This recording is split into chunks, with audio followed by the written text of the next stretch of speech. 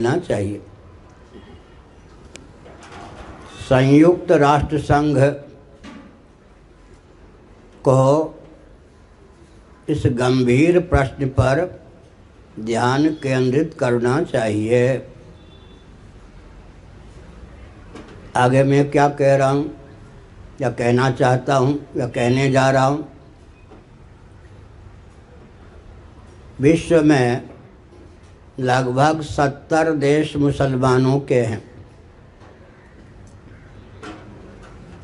50-55 देशों में तो मुस्लिम विधा से ही शासन तंत्र क्रियान्वित है। पूरे विश्व में 204 देश होते हैं। अधिकांश देश क्रिश्चियनों के हैं, बहुत से बौद्धों के भी हैं। अगर मुस्लिम देशों में मुसलमान कोई सज्जन उत्पीड़ित हैं तो वहाँ पर संयुक्त राष्ट्र संघ की ओर से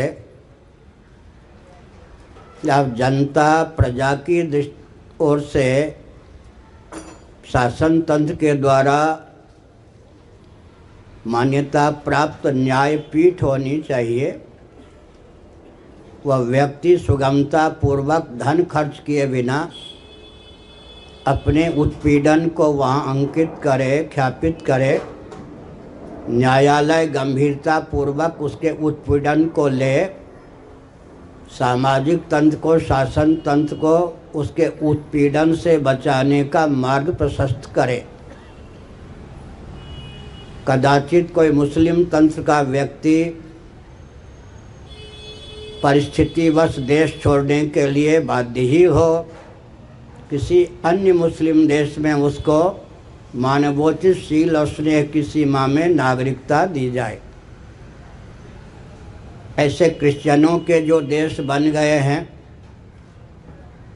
उन देशों में कोई क्रिश्चियन परंपरा का व्यक्ति शोषित हो, तिरस्कृत हो, अपमानित हो, वहाँ एक त्वरित न्याय तंत्र होना चाहिए जिसके माध्यम से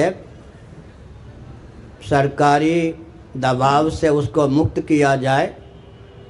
और कदाचित वह क्रिश्चियन तंत्र का व्यक्ति अपने देश छोड़ने की स्थिति में ही हो तो क्रिश्चियन किसी देश में उसको स्थान मिलना चाहिए।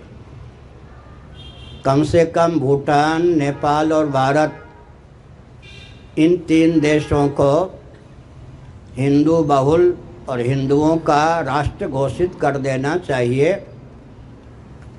विश्व में कहीं भी हिंदू उत्पीड़ित हों या मुस्लिम, क्रिश्चियन आदि जिस देश में वो निवास करते हों उसको छोड़ने की स्थिति में हों तो भारत, नेपाल, भूटान में उनको स्थान मिलना चाहिए।